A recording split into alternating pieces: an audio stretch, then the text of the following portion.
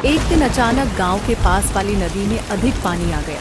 पानी बढ़ने की वजह से कविता की झोपड़ी में पानी भरने लगा। माँ चलिए जंगल से कुछ लकड़ियाँ ले आते हैं, अब तो कुछ बचा नहीं। झोपड़ी के बाहर ही लकड़ी जलाकर कुछ बना लेंगे खाने के लिए। ठीक है बेटी, जैसा तुम्हें ठीक लगे। दोनों जंगल की तरफ लकड़ी लेने के लिए निकल पड़ते हैं। चलते चलते दोनों उसी कुटिया के पास पहुंचते हैं जहां साधु महाराज की कुटिया थी। धर्मपुर गांव में एक भोला नाम का गरीब व्यक्ति गांव के किनारे टूटी फूटी झोपड़ी में अपने परिवार के साथ रहता था। भोला बहुत सीधा साधा और साफ दिल का व्यक्ति था, जो दिन भर अपनी पत्नी कविता और बेटी रीमा सीमा के साथ मिलकर मिट्टी का दिया बनाया करता था। वह इतना गरीब था कि गांव वाले उससे घृणा करते थे। कोई भी गांव वाले भोला और उसके परिवार के आसपास आना पसंद नहीं करते थे। ठीक है कविता, अब कितना दिया बनाओगी? अब मैं बाजार होकर आता हूँ, बस आज कुछ दिया बिक जाए। रोज यही सोचकर जाता हूँ कि आज कुछ न कुछ बिक ही जाएगा, लेकिन खाली हाथ वापस लौटता हूँ। पिताजी आप क्यों परेशान होते हैं? आज कुछ न कुछ बिक ही जाएगा। जी पिताजी, दीदी ठीक कह रही है। चलो ठीक है, अब मैं चलता हूँ। और भोला बाजार के लिए निकल जाता है।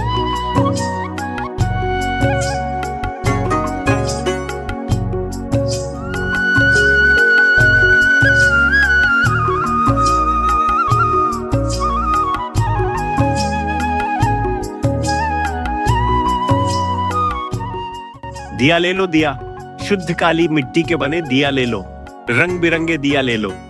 दिखाओ बेटा, कैसा कैसा दिया है तुम्हारे पास? हाँ चाची, लीजिए ना, रंग बिरंगे दिए हैं आपके लिए, 4 के साथ एक मुफ्त है। हाँ हाँ काकी, ले लो इस मनहूस गरीब से दिया।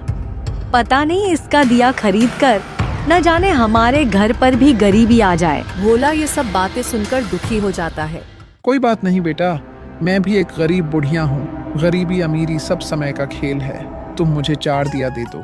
जी काकी, ये लो 4 दिया और उसके साथ एक मुफ्त। काकी दिया लेकर वहाँ से चली जाती है।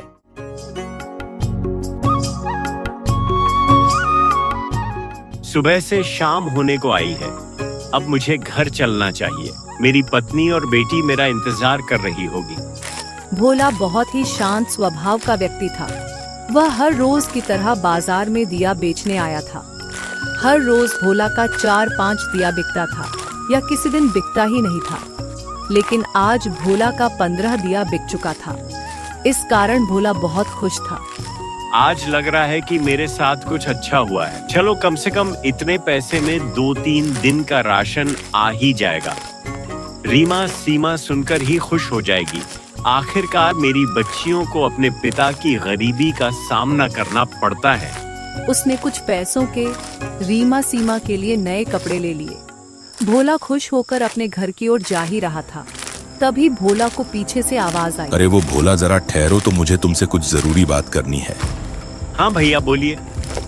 गांव वालों से सुना है तुम मिट्टी के बर्तन बनाते हो। मुझे अपने घर के लिए शुद्ध मिट्टी के कुछ दिया और बर्तन चाहिए। जी बिल्कुल, आप बस ये बताइए कि आपको कितने बर्तनों की आवश्यकता है। मैं 2 दिन बाद आपके घर पहुंचा दूंगा। 5 मटके और 50 दिए चाहिए। आप बेफिक्र होकर जाइए भैया, आपका काम हो जाएगा। भोला मन ही मन बहुत खुश होते हुए अपने घर की ओर चल देता है।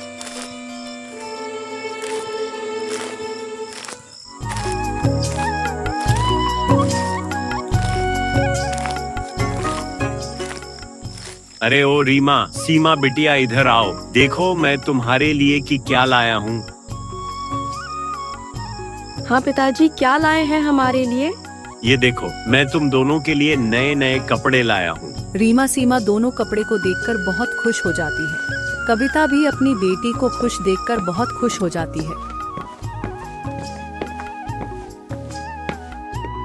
कविता, 2 दिन बाद हमें 5 मटके और 50 दिए का ऑर्डर मिला है। हमें मिलकर जल्द से जल्द बनाना होगा। कहाँ का ऑर्डर मिला है आपको? अरे हमारे पास वाले गांव में राम प्रकाश भैया है ना, उन्हीं के यहाँ पूजा है, उनके घर ही ये सब देना है। हम उन्हें कोई शिकायत का मौका नहीं देंगे। फिर वे दोनों काम पर लग जाते हैं। कितना दिन तक हम जवान बेटी को घर बैठा कर रखेंगे? रीमा अब ब्याह के काबिल हो गई है, उसके लिए कोई अच्छा लड़का क्यों नहीं देखते हैं? तुम ठीक कह रही हो कविता, लेकिन इतनी गरीबी में कौन करेगा रीमा से शादी? हाँ, तो गरीबी का मतलब ये तो नहीं कि हमारी बेटी कुंवारी रह जाएगी। ठीक है, मैं जिस दिन राम प्रकाश भैया के यहाँ जाऊंगा तो उनसे ही कुछ मदद मांगूंगा।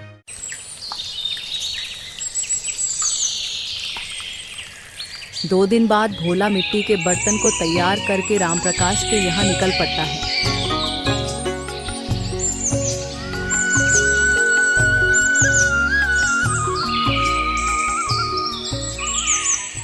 जाते जाते शाम हो जाती है। भोला का कंठ सूखने लगता है।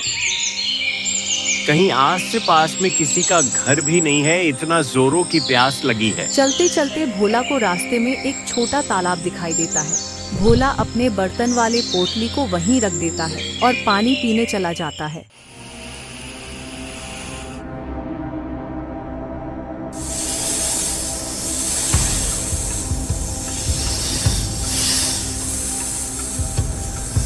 भोला पानी पीकर लौट ही रहा था कि रास्ते में उसे एक जहरीला सांप डस लेता है और भोला वही बेहोश हो जाता है। उसी रास्ते से एक साधु गुजर रहे थे।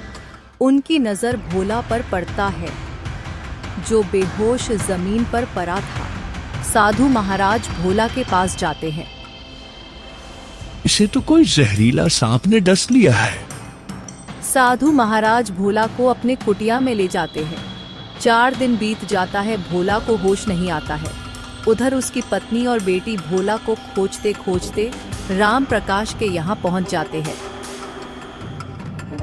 भोला तो बर्तन लेकर आया ही नहीं, मैं तो कहीं और से बर्तन लाया हूँ। ये बात सुनकर कविता और उसकी बेटियां रोने लगती हैं। आप चिंता मत कीजिए, भोला को ढूंढने में मैं आपकी मदद करूंगा। सब लोग भोला को ढूंढने निकल पड़ते हैं।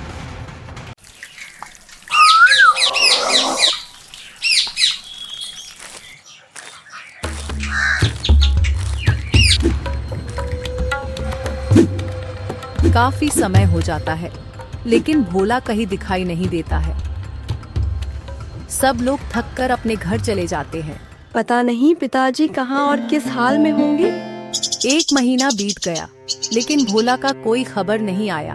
भोला की पत्नी दिया बनाकर खुद बाजार बेचने जाती थी और उसी से अपना और अपनी बेटियों का गुजारा करती थी। 1 महीना हो गया, लेकिन इस बच्चे को अभी तक होश नहीं आया है। इसके घर वाले परेशान हो रहे होंगे। साधु महाराज के जंगली औषधि से धीरे धीरे भोला के स्वास्थ्य में परिवर्तन होने लगता है। कुछ दिन बाद भोला को होश आ जाता है और वह बिल्कुल ठीक हो जाता है, लेकिन उसकी याददाश्त खो गई रहती है। मैं कौन हूँ और यहाँ कैसे पहुँचा? मुझे कुछ याद क्यों नहीं आ रहा है? बेटा, तुम्हें एक जहरीला सांप ने डस लिया था और तुम वही बेहोश जमीन पर पड़े थे। मैं वहाँ से गुजर रहा था तो तुम्हें उठा लाया। महाराज, मैं यहाँ कितने दिनों से हूँ और मुझे कुछ याद क्यों नहीं है? बेटा, तुम लगभग 1 महीने से बेहोश पड़े हो। लगता है कि विष ज्यादा जहरीला होने की वजह से तुम्हारे दिमाग पर असर पड़ा है, इसलिए तुम्हें अपने बारे में कुछ याद नहीं है। महाराज, आपका बहुत बहुत धन्यवाद। आपने मुझे नया जीवन दिया है, लेकिन अगर मेरा कोई परिवार होगा तो बहुत परेशान हो रहा होगा। बेटा, सब भगवान की मर्जी है। जो जहां है सुखी है। तुम परेशान मत हो। इसलिए भोला महाराज के साथ उसी कुटिया में रहने लगा और इधर कविता और उसकी बेटी जैसे तैसे अपना जीवन व्यतीत कर रही थी। एक दिन गांव के जाने माने व्यापारी सेठ लालमोहन और उसकी पत्नी मालती देवी आपस में बात कर रहे थे। मालती, अब समय आ गया है कि हमारे बेटे की शादी कर दी जाए। उसका उम्र भी तो हो गया है। हमारे पास सब कुछ है, दौलत, दुकान, नाम। अब चाहिए तो एक बहू जो हमारी शान को और ऊंचा करे और अपने सास ससुर की सेवा करे। हाँ जी, मैं भी यही सोच रही थी। अब बेटा भी शादी लायक हो गया है। बस हमें एक ऐसी लड़की मिले जो सुंदर और समझदार हो, जो हमारे घर को हमेशा जोर कर रखे, घर को संभालने वाली सुंदर और संस्कारी हो। मालती, तुम सही कह रही हो। बस कोई नजर में ऐसी लड़की नहीं है। मैं मुनीम जी से बात करता हूँ। अगर उनके नजर में कोई होगी तो वो बताएंगे। ठीक है, आप मुनीम जी से बात कीजिए। सेठ और उसकी पत्नी अपने बेटे के लिए लड़की ढूंढने लगे। सेठ जी, गांव में एक गरीब कुम्हार का घर है। गांव वालों से सुना है उसकी 2 बेटी हैं, जो सुंदर और घर का सारा काम जानती है। ठीक है मुनीम जी, हम कल ही चलेंगे रिश्ता लेकर। लेकिन इतने गरीब से हम रिश्ता कैसे जोड़ सकते हैं? मैंने सुना है गांव वाले घृणा करते हैं। बिना पिता की बेटियां हैं, पता नहीं कैसे संस्कार होंगे। मालती, एक बार देखकर आने में क्या हर्ज है? अगर तुम्हें वो पसंद नहीं आई तो हम रिश्ता नहीं करेंगे। मालती वहां जाने के लिए मान जाती है। कल होते ही सेठ और उसकी पत्नी मालती देवी कुम्हार के घर जाते हैं। अरे सेठ साहब, आप और मालती बहन जी भी साथ आई हैं। कहिए कैसे आना हुआ इस गरीब के घर? राम राम बहन जी, आपके घर की तारीफ सुनी थी। आपकी बेटी कामकाज करने वाली है और पूरे घर को अकेले संभाल लेती है और देखने में भी सुंदर है। हम अपने बेटे के लिए रिश्ता लेकर आए हैं, आपकी बड़ी बेटी रीमा के लिए। जिस दरवाजे पर कभी उम्मीद ने दस्तक नहीं दी थी, आज वही रिश्ते का पैगाम आया है। सेठ साहब, आप मजाक तो नहीं कर रहे हैं? इतने बड़े घर से रिश्ता मेरी बेटी के लिए? बहन जी, हम मजाक नहीं करते। ते आपकी बेटी हमारी बहू बने, इससे बड़ी बात क्या हो सकती है? सेठ जी, आपको तो पता ही होगा, रीमा के पिताजी कुछ दिनों से लापता है और मैं उनके बिना ये सब कैसे करूँगी? हमारे पास बस एक वक्त का रोटी भी ठीक से नसीब नहीं होता। माँ, ये सब क्या हो रहा है? अरे सेठ और सेठानी जी, अपने बेटे के लिए तुम्हारा रिश्ता लाए हैं बेटी। हमारे बेटे को ऐसे ही संस्कारी और सुंदर लड़की की जरूरत है। मुझे भी रीमा बेटी बहुत पसंद है। और बहन जी, आप बिल्कुल चिंता न करें, शादी की सारी तैयारी हम लोग देख लेंगे। तो ठीक है बहन जी, एक अच्छा मुहूर्त निकलवाकर मैं आपको बता दूंगी। उसी दिन हम एक मंदिर में दोनों का विवाह करवा देंगे। अब क्या कहूँ मैं, मेरे पास तो मेरी बच्ची को देने के लिए एक जोड़ा अच्छा कपड़ा भी नहीं है। मैं अपनी बेटी के अलावा आप लोगों को कुछ भी नहीं दे सकती हूँ। ये कैसी बात कर रही है बहन जी? मुझे तो बस आपकी बेटी चाहिए। इतना कहकर मालती देवी और सेठ अपने घर के लिए निकल पड़ते हैं। एक तरफ कविता अपनी बेटी के लिए खुश थी और दूसरी तरफ अपने पति को दिन रात याद करके रोती थी। रीमा और सेठ की शादी खुशी खुशी हो जाती है। सीमा और उसकी माँ दोनों अपना जीवन फिर से वैसे ही जीने लगते हैं। उधर भोला को भी धीरे धीरे उसकी याद वापस आ रही थी। एक दिन अचानक गांव के पास वाली नदी में अधिक पानी आ गया। पानी बढ़ने की वजह से कविता की झोपड़ी में पानी भरने लगा। माँ, चलिए जंगल से कुछ लकड़ियाँ ले आते हैं। अब तो कुछ बचा नहीं। झोपड़ी के बाहर ही लकड़ी जलाकर कुछ बना लेंगे खाने के लिए। ठीक है बेटी, जैसा तुम्हें ठीक लगे। दोनों जंगल की तरफ लकड़ी लेने के लिए निकल पड़ते हैं। चलते चलते दोनों उसी कुटिया के पास पहुंचते हैं जहां साधु महाराज की कुटिया थी। देखो ना माँ, किसी साधु महाराज जी का कुटिया लगता है। चलो ना उनका दर्शन कर लेते हैं। और दोनों उसी कुटिया के तरफ बढ़ने लगते हैं। प्रणाम बाबा। जीती रहो बेटी। उतना में ही वहां पर भोला आ जाता है। भोला कुछ देर तक कविता और सीमा को ध्यान से देख रहा था। कुछ देर तक देखने के बाद भोला को सब याद आ जाता है और भोला रोने लगता है।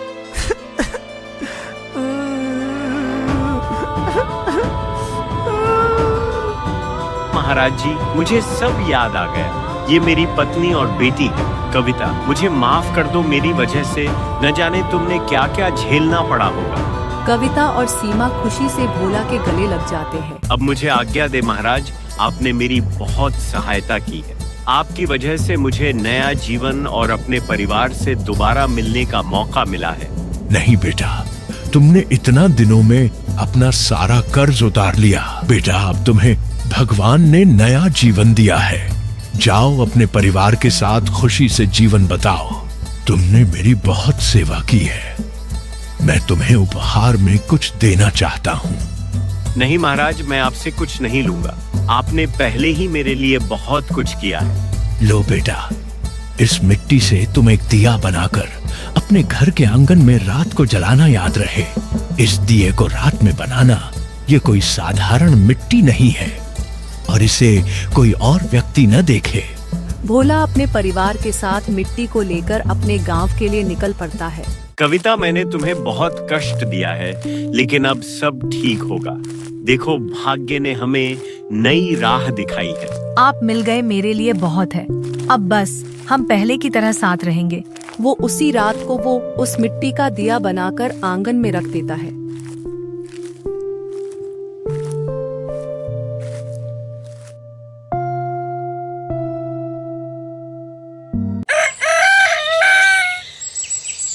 सुबह उठकर देखता है तो उसका घर दिया जैसा जगमगा रहा था, जैसे कोई सेठ का घर है। ये क्या हो गया? ये तो चमत्कार है। ये सब बाबा की देन है। जो गांव वाले भोला और उसके परिवार से घृणा करते थे, अब वही लोग भोला के साथ काम करते हैं और उन्हें इज्जत देते हैं।